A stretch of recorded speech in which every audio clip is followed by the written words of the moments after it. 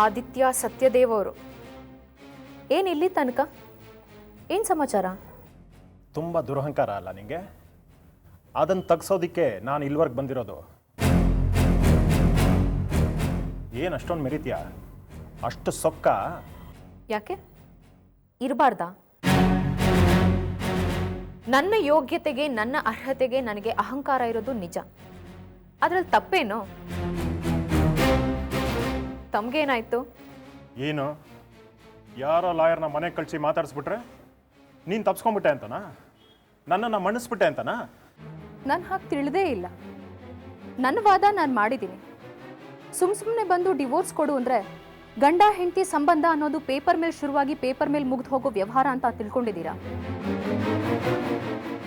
ನೀವು ಡಿವೋರ್ಸ್ ಕೊಡು ಅಂದರೆ ಕೊಟ್ಬಿಡ್ಬೇಕಾ? ನಾನು ದೊಡ್ಡದಾಗಿ ಬಂದು ವಿಚ್ಛೇದನ ಕೇಳ್ತೀರಲ್ಲ, ನಾಚಿಕೆ ಆಗಲ್ವಾ? ತೇಜಸ್ವಿನಿ, ಹೇಗ್ರಿ ಡಿವೋರ್ಸ್ ಕೇಳ್ತೀರಾ ನೀವು? ಹಾಗೆಲ್ಲ ಕಳಪೆ ಹೆಣ್ಣಲ್ಲ ನಾನು. ಈ ಸಂಬಂಧಕ್ಕೋಸ್ಕರ 4 ವರ್ಷ ಜೀವ ತೇದಿದ್ದೀನಿ. ಈಗ ಬಿಟ್ಬಿಡು ಅಂದ್ರೆ ಹೇಗ್ ಸಾಧ್ಯ?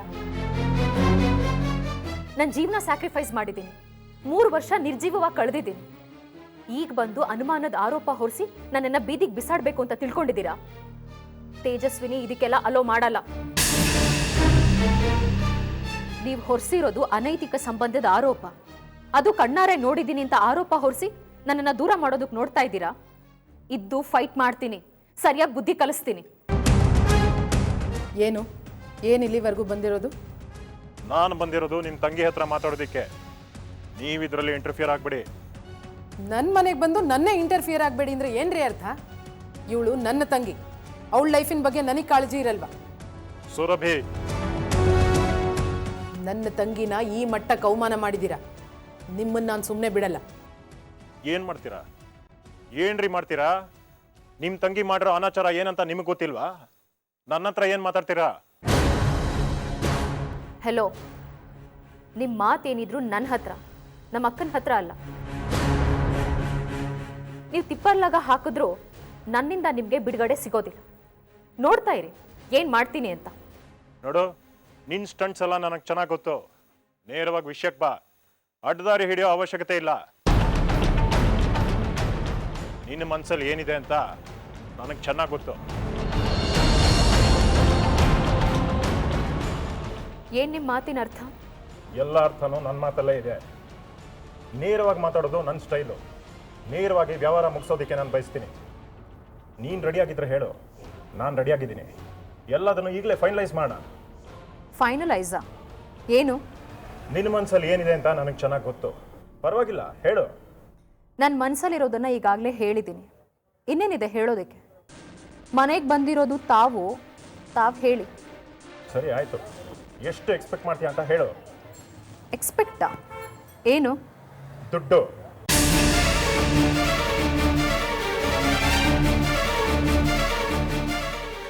ದುಡ್ಡ? ಎಸ್, ಅದಕ್ಕೆ ತಾನೇ ಇದೆಲ್ಲ ಕಿತಾಪತಿ. ಡೋಂಟ್ ವರಿ, ನಾನು ನಿನ್ನನ್ನು ಡಿಸಪಾಯಿಂಟ್ ಮಾಡಲ್ಲ. ನಿನಗೆ ಎಷ್ಟು ಎಕ್ಸ್ಪೆಕ್ಟೇಷನ್ ಇದೆಯೋ ಅದಕ್ಕಿಂತ ಹೆಚ್ಚೇ ಕೊಡ್ತೀನಿ. ಒಳ್ಳೆ ಲಾಭ ಆಗತ್ತೆ.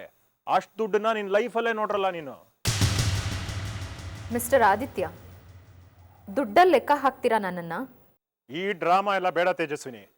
ನೀನು ಈ ಆಟನ ಯಾಕೆ ಆಡಿದ್ಯಾ ಅಂತ ನನಗೆ ಚೆನ್ನಾಗಿ ಅರ್ಥ ಆಗಿದೆ. ನಾನೇನು ಬರಿಗೈಯಲ್ಲಿ ಬಂದಿಲ್ಲ, ದುಡ್ಡು ಸಮೇತ ಬಂದಿದ್ದೀನಿ. ತಗೋ, ಎಷ್ಟು ಬೇಕೋ ತಗೋ.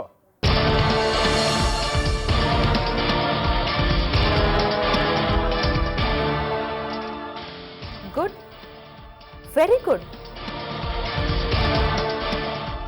ಇಷ್ಟೇನಾ? ಇನ್ನೆಷ್ಟು ಬೇಕು? ನಿನ್ನ ಉದ್ದಕ್ಕೂ ದುಡ್ಡು ಸುರಿತೀನಿ. ಆದರೆ ನಿನ್ನಿಂದ ನಂಗೆ ಬಿಡುಗಡೆ ಬೇಕು. ನಿನ್ನ ಒಂದೇ ಒಂದು ಸೈನ್ಗೋಸ್ಕರ ನಾನು ಎಷ್ಟು ದುಡ್ಡು ಬೇಕಾರೋ ಖರ್ಚು ಮಾಡಬಲ್ಲೆ. ನಿನಗೂ ಇದು ಒಳ್ಳೆ ಅವಕಾಶನೇ. ತಗೋ, ಮಜಾ ಮಾಡು. ನೀನು ಇಡೀ ಲೈಫನ್ನೇ ಸೆಟಲ್ ಮಾಡ್ಕೋಬಹುದು ಈ ದುಡ್ಡಿನಲ್ಲಿ. ತಗೋ. I see. ಇಷ್ಟೇನಾ ನಿಮ್ಮ ಯೋಗ್ಯತೆ? ತೇಜು, ನನ್ನ ಯೋಗ್ಯತೆ ಬಗ್ಗೆ ನೀನು ಮಾತಾಡಬೇಡ. ನನ್ನ ಯೋಗ್ಯತೆ ನಿನಗೇನು ಗೊತ್ತು? ನನ್ನ ಲೆವೆಲ್ಲೇ ಬೇರೆ. ಅದೇ ರೀ, ನಿಮ್ಮ ಲೆವೆಲ್ಲೇ ಬೇರೆ ಇದೆ. ಆದರೆ ಸಂಬಂಧ ಕಡ್ಕೊಳ್ಳೋದಕ್ಕೆ ಬರೀ ಇಷ್ಟು ದುಡ್ಡು ಕೊಟ್ಟರೆ ಹೇಗೆ?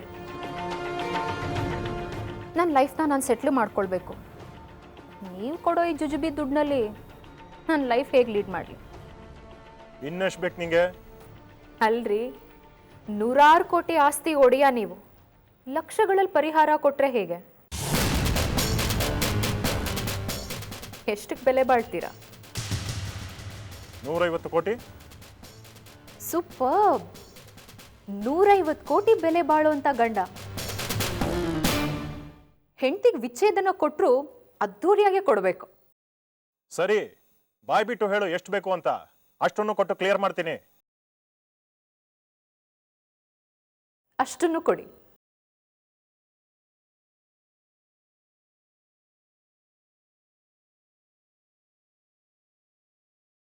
ಅಷ್ಟನ್ನು ಕೊಡ್ಬೇಕಾ? ಏನು ತಮಾಷೆ ಮಾಡ್ತಾ ಇದೆಯಾ? ಇಲ್ಲ ಆದಿ, ನನಗೆ ಬರೋಬ್ಬರಿ 150 ಕೋಟಿ ಬೇಕು. ಕೊಡ್ತೀರಾ? ಆಗತ್ತಾ ನಿಮ್ಮ ಕೈಲಿ?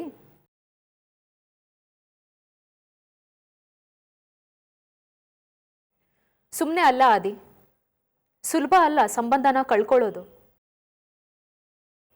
ನಾನು ನಿಮ್ಮನ್ನು ತುಂಬಾನೇ ಪ್ರೀತಿಸಿದ್ದೆ.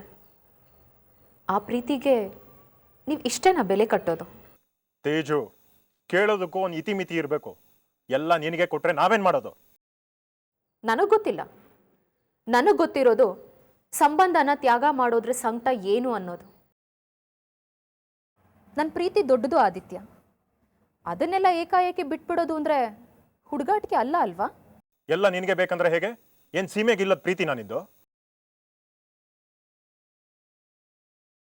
ಹೌದು, ಪ್ರಾಮಾಣಿಕವಾಗಿ ಪ್ರೀತಿಸಿದ್ದೀನಿ. ಆದರೆ ನೀನು ಮೋಸ ಮಾಡಿದ್ಯಾ. ಅದು ನಿಮ್ಮ ಭ್ರಮೆ. ಹೋಗಿ ಪೂರ್ತಿ ದುಡ್ಡಿನ ಜೊತೆ ಬನ್ನಿ. ಒಂದು ಮಾತು ಹೊಡೆದೆ ಸೈನ್ ಹಾಕಿ ಕಳಿಸ್ತೀನಿ. Let us part. ತೇಜು, ಇಷ್ಟೊಂದು ದುರಾಸೆನಾ? ಬರೀ ದುರಾಸೆ ಅಲ್ಲ, ಅತಿ ದುರಾಸೆ. ಹೋಗಿ. ಈಗ ಗೊತ್ತಾಗ್ತಾ ಇದೆ ನಿನ್ನ ನಿಜವಾದ ಯೋಗ್ಯತೆ ಏನು ಅಂತ. ಥು, ದುಡ್ಡಿನ ಪಿಶಾಚಿ ನೀನು. ಅಫ್ಕೋರ್ಸ್. ಹೋಗ್ರಿ, ಹೋಗಿ.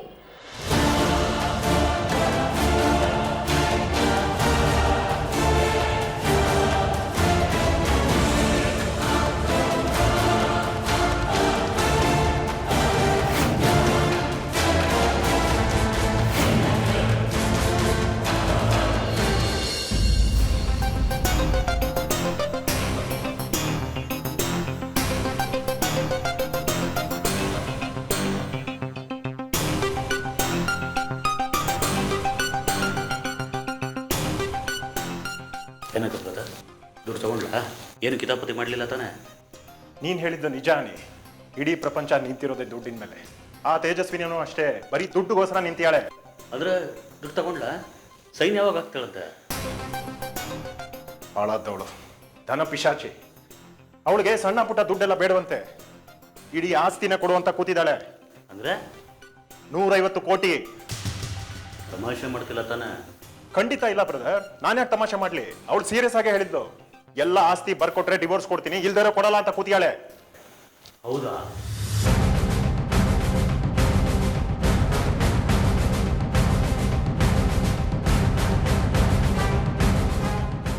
ಆದಿತ್ಯ, ಎಲ್ಲಿ ಹೋಗಿದ್ದೆ ಇಷ್ಟೊತ್ತಲ್ಲಿ? ಇಷ್ಟು ಲೇಟಾಗಿ ಬರ್ತಾ ಇದೆಯಾ? ಏನೋ ಇಬ್ರು ಮಾತಾಡ್ತಿದ್ರಿ, ಏನು ವಿಷಯ? ಏನೋ ದುಡ್ಡು ಕಾಸಿನ ವಿಚಾರ ನಡೀತಿತ್ತೋ? ನಾನು ಹೇಳಿದೆ ಸ್ವಾಮಿ ಬೇಡ ಅಂತ, ಕೇಳಲಿಲ್ಲ. ಅದೇನೋ ತೇಜಸ್ವಿನಿ ಹತ್ರ ಹೋಗಿ ನಿರ್ಧಾರ ಮಾಡ್ಕೊಂಬರ್ತೀನಿ ಅಂತ ಅಂದ. ಅಲ್ಲಿ ಹೋದ್ಮೇಲೆ ಏನಾಯಿತು ಅಂತ ಕೇಳಿ ತಮ್ಮ ಕಿವಿಗಳನ್ನ ಪಾವನ ಮಾಡಿಕೊಡಿ. ಆದಿ, ನೀನು ಸುರಭಿ ಮನೆಗೆ ಹೋಗಿದ್ದೇನೋ? ಹೌದು, ಹೋಗಿದ್ದೆ. ತೇಜಸ್ವಿ ನೀನು ಕರ್ಕೊಂಬರಕ್ಕೆ ಹೋಗಿದ್ಯಾ? ಅವಳನ್ನ ಕರ್ಕೊಂಬರ್ದಕ್ಕೆ ನಾನು ಯಾಕಮ್ಮ ಹೋಗ್ಲಿ? ಈಗಾಗಲೇ ಅವಳನ್ನ ಆಚೆ ಕಳ್ಸಾಗಿದ್ಯಲ್ಲ, ಮತ್ತೆ ಅವಳನ್ನ ಕರೀಲಿ. ಮತ್ತ್ಯಾಕೆ ಹೋಗಿದ್ರೆ ಬಾಬಾ? ಏನೋ ಲಾಯರ್ನ ಕರ್ಕೊಂಡ್ಬಂದು ಮನೇಲಿ ಗಲಾಟೆ ಮಾಡಿದ್ಲಲ್ಲ, ಅವಳ ಇಂಟೆನ್ಷನ್ಸ್ ಏನು ಅಂತ ಚೆಕ್ ಮಾಡೋದಕ್ಕೆ ಹೋಗಿದ್ದೆ. ಆದ್ರೆ ಈಗೆಲ್ಲ ಬಯಲಾಗಿದೆ. ಹೆಂಡತಿ ಅಂತ ಪೋಸ್ ಕೊಡ್ತಾರಷ್ಟೇ, ಆದ್ರೆ ಬೇಕಿರೋದು ಬರೀ ದುಡ್ಡು ದುಡ್ಡು ದುಡ್ಡು. ಏನು ಹೇಳ್ತಿದ್ದಿ ನೀನು? ಹೌದಪ್ಪ, ನನಗೆ ಡಿವೋರ್ಸ್ ಕೊಡೋದಕ್ಕೆ ಏನ್ ಬೇಕು ಅಂತ ಕೇಳಿದೆ. ನಿಮ್ ಪ್ರೀತಿಯ ಸೊಸೆ ಒಳ್ಳೆ ಪರಿಹಾರನೇ ಕೇಳಿದ್ಲು. ನೆವರ್. ಪರಿಹಾರ ಕೇಳೋಕೆ ಸಾಧ್ಯನಾ?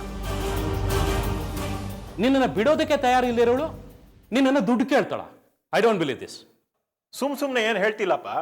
ದೊಡ್ಡ ಅಮೌಂಟ್ ಕೊಟ್ಟರೆ ಡಿವೋರ್ಸ್ ಕೊಡ್ತೀನಿ ಅಂತ ಅವಳೇ ಹೇಳಿದ್ಲು. ನೆವರ್. ತೇಜಸ್ವಿನಿ ಬುದ್ಧಿ ನನಗೆ ಚೆನ್ನಾಗಿ ಗೊತ್ತು. ಡೈವೋರ್ಸ್ ಕೊಟ್ರೆ ನೀನು ಮಾಡಿರೋ ಆರೋಪನ ಒಪ್ಕೊಂಡೋಕ್ಕಾಗುತ್ತೆ ಅಂತ ಗೊತ್ತಿರೋ ತೇಜು ಹಣಕ್ಕೆ ತನ್ನಂತಾನೆ ಮಾರ್ಕೊಳ್ಳೋ ಹೆಂಗಸಲ್ಲ. ರೇ ಸ್ವಾಮಿ, ಹಾಗಾದ್ರೆ ಆದಿ ಸುಳ್ಳು ಹೇಳ್ತಾನ? ನಿಮ್ಮ ಮಗ ಅವಳ ಹತ್ರ ಹೋಗಿ ಮಾತಾಡಿ ಬಂದಿದ್ದಾನೆ. ಅಲ್ಲಿ ನಡೆದಿರೋದನ್ನೇ ನಿಮ್ಗೆ ಹೇಳ್ತಾ ಇರೋದು. ಬರೀ ಅಷ್ಟೇ ಅಲ್ಲ, ನೀನು ಎಷ್ಟಕ್ಕೆ ಬೆಲೆ ಬಾಳ್ತೀಯ ಅಂತ ಕೇಳಿದಾಳ ಅವಳು. ಹೌದಾ ಆದಿ? ಹೌದು, ನೀನ್ ಎಷ್ಟು ಬೆಲೆ ಬಾಳ್ತೀಯ ಅಂತ ಕೇಳಿದ್ಲು. ನನ್ನ ವ್ಯಾಲ್ಯೂ ಹೇಳಿದೆ. ಅಷ್ಟನ್ನು ಕೊಟ್ರೆ ಡಿವೋರ್ಸ್ ಕೊಡ್ತೀನಿ ಅಂತ ಅವಳೇ ಹೇಳಿದ್ಲು.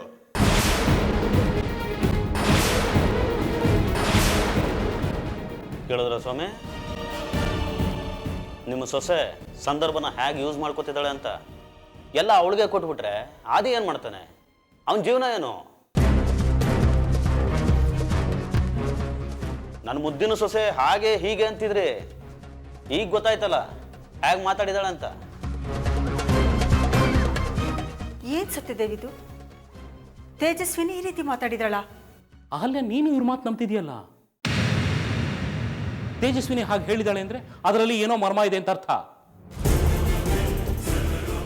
ಸೈನ್ ಹಾಕೋಕೆ ಅವಳಿಗೆ ಇಷ್ಟ ಇಲ್ಲ ಅಂತ, ಅದಕ್ಕೆ ಹೀಗೆ ಹೇಳಿದಾಳೆ.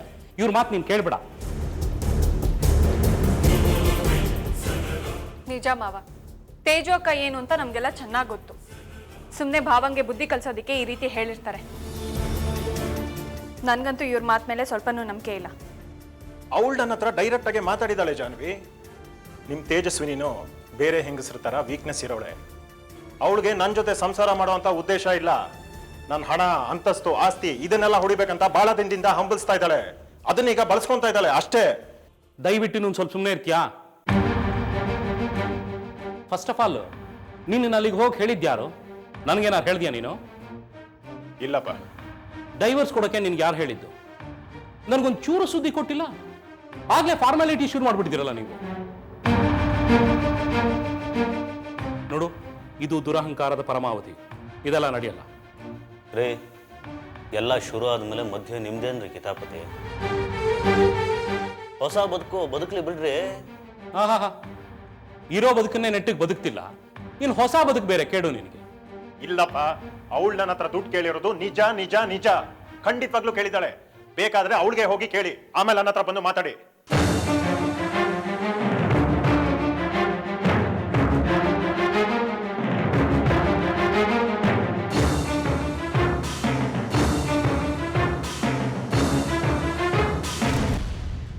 ರೇ ಸ್ವಾಮಿ, ನಿಮಗೆ ಶಂಕದಿಂದ ಬಂದರೆ ತೀರ್ಥ ಅಂತ ಕಾಣುತ್ತೆ. ಹೋಗಿ ಕೇಳಿ. ದುಡ್ಡಿಗೆ ಮಾರ್ಕೊಳ್ಳೋಳನ್ನ ಸೊಸೆ ಅಂತ ಒಪ್ಕೊಳ್ಳೋ ಹಠ ಯಾಕ್ರಿ ನಿಮಗೆ?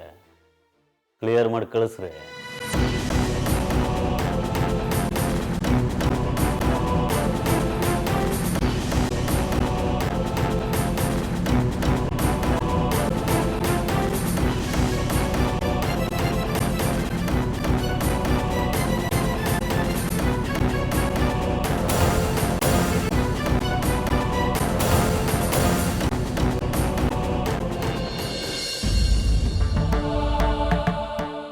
ನಮ್ಗೆ ಅರ್ಥ ಆಗ್ತಾ ಇಲ್ಲ ತೇಜು. ಏನು ಅರ್ಥ ಆಗಬೇಕು? ಅಲ್ಲ, ನೀನು ಇವಾಗ ಆದಿತ್ಯನ ಬಿಟ್ಬಿಡ್ತೀಯ? ಯಾಕೆ? ಅಲ್ಲ, ನೀನೇ ಹೇಳಿದ್ದೆ ಪ್ರಾಣ ಹೋದರೂ ಆದಿತ್ಯನ ಬಿಡೋದಿಲ್ಲ, ಹಾಗೊಂದು ವೇಳೆ ಬಿಟ್ಟರೆ ಅವ್ನು ಮಾಡಿದ ಆರೋಪಗಳೆಲ್ಲ ನಿಜ ಅಂತ ಆಗೋಗುತ್ತೆ ಅಂತ. ನಮಗೂ ನಿನ್ನ ನಿರ್ಧಾರ, ನಿಲುವು ಇಷ್ಟ ಆಗಿತ್ತು. ಆದರೆ ಈಗ ನೋಡಿದ್ರೆ ಏನಾಗಿ ಹೋಯ್ತು? ಅಲ್ಲ, ನೀನು ಆದಿತ್ಯನ ಜೊತೆ ಸಂಬಂಧ ಮುರ್ಕೊಂಡವ್ರು ಹಾಗೆ ಮಾತಾಡ್ತಾ ಇದೆಯಾ? ಹೌದಾ? ಹಾಗನ್ನಿಸ್ತಾ? ಅಲ್ಲ, ನಮ್ಮ ಮುಂದೆನೇ ಇಷ್ಟು ಪರಿಹಾರ ಕೊಡಿ ಅಂತ ಕೇಳಿದ್ಯಲ್ಲ ತೇಜು. ಸಂಬಂಧನ ದುಡ್ಡಿಗೆ ಕೊಟ್ಕೊಳ್ಳೋದ ಹಾಗೆ? ದುಡ್ಡು ಕೊಟ್ಟು ಸಂಬಂಧನ ಕಳ್ಕೊಳ್ಳೋದಕ್ಕೆ ಅವನೇ ರೆಡಿಯಾಗಿದ್ದಾನಲ್ಲ. ಹಾಗಂತ ನಮ್ಮನ್ನು ನಾವು ಮಾರ್ಕೊಂಡು ಬಿಡೋದಾ? ದುಡ್ಡಿನ ಧಿಮಾಕ್ ತೋರಿಸ್ತಾನೆ. ಅದಕ್ಕೆ ಕೇಳಿದ್ದು ನಿನ್ನ ಬಂಡವಾಳ ಎಷ್ಟು ಅಂತ. ದುಡ್ಡಿನ ಅಹಂಕಾರ ಅವನಿಗೆ. ದುಡ್ಡು ಕೊಟ್ಟು ನನ್ನನ್ನು ಕೊಂಡ್ಕೋಬೋದು ಅಂತ ತಿಳ್ಕೊಂಡಿದ್ದಾನೆ. ಅದಕ್ಕೆ ನಾನು ಕೇಳಿದ್ದು, ಇದ್ದು ಬದ್ದು ದುಡ್ಡನ್ನೆಲ್ಲ ಕೊಡು, ಡಿವೋರ್ಸ್ ಕೊಡ್ತೀನಿ ಅಂತ. ನನಗೆ ಅರ್ಥ ಆಯಿತು. ಅವನಿಗೆ ಬುದ್ಧಿ ಕಲಿಸ್ಬೇಕು ಅಂತ ತಾನೇ ಹಾಗೆ ಹೇಳಿದ್ದು. ದುಡ್ಡಿರೋರ್ ಭ್ರಮೆನೇ ಅದು ಭಾವ.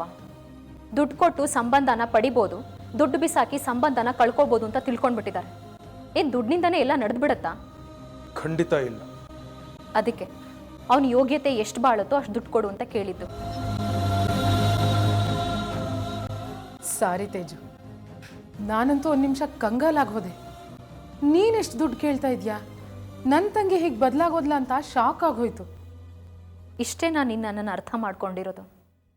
ಸಂಬಂಧಗಳ ಬಗ್ಗೆ ಪವಿತ್ರವಾದ ಭಾವನೆ ಇಟ್ಕೊಂಡಿರೋಳು ನಾನು ದುಡ್ಡಿಗೆ ಸಂಬಂಧನ ಕಳ್ಕೊಳ್ತೀನ. ಅಗತ್ಯಕ್ಕೆ ಎಷ್ಟು ಬೇಕೋ ಅಷ್ಟು ಮಾತ್ರ ದುಡ್ಡಿರಬೇಕು ಅಂತ ಎಕ್ಸ್ಪೆಕ್ಟ್ ಮಾಡೋಳು ನಾನು.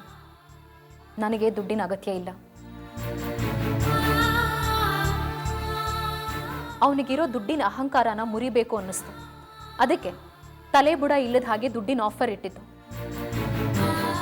ನನ್ನ ಮುಂದೆ ದುಡ್ಡಿನ ಕಂತೆ ಬಿಸಾಕಿ ಡಿವೋರ್ಸ್ಗೆ ಒಪ್ಪೋ ಅಂತ ಹೇಳ್ತಾನಲ್ಲ, ನನ್ನ ಆತ್ಮಗೌರವಕ್ಕೆ ಏನಾಗಬೇಕು?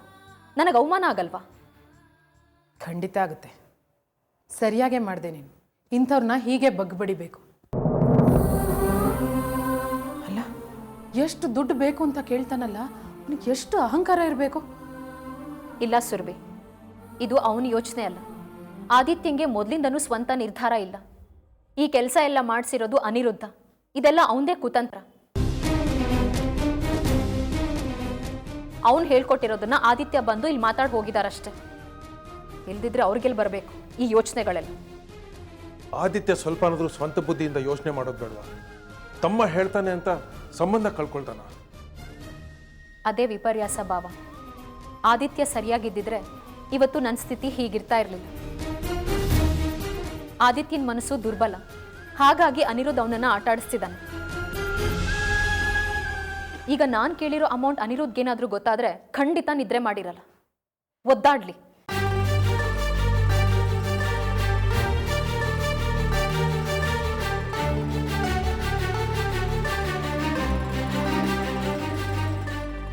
ಸುರಭಿ, ಏನಾದರೂ ಮಾಡಿ ಈ ಸಂಬಂಧನ ಸರಿಪಡಿಸ್ಬೇಕು. ತೇಜು ಪಾಪ ತುಂಬಾನೇ ಒಳ್ಳೆ ಹುಡುಗಿ, ಅವಳಿಗೆ ಹೀಗೆ ಅನ್ಯಾಯ ಆಗ್ತಾ ಇದೆ. ಹೊಟ್ಟೆ ಉರಿದು ಹೋಗುತ್ತೆ ನನಗೆ. ಈ ಪ್ರಪಂಚನೇ ಹೀಗೆ, ಒಳ್ಳೆಯವ್ರಿಗೆ ಯಾವಾಗಲೂ ಕಷ್ಟನೇ. ನನ್ನ ತಂಗಿ ಯಾವತ್ತೂ ಯಾರಿಗೂ ಅನ್ಯಾಯ ಮಾಡಿದವಳಲ್ಲ. ಆದರೆ ಎಷ್ಟು ಹಿಂಸೆ ಅನುಭವಿಸ್ತಾ ಇದ್ದಾಳೆ. ಇಲ್ಲ, ಏನಾದರೂ ಮಾಡಲೇಬೇಕು.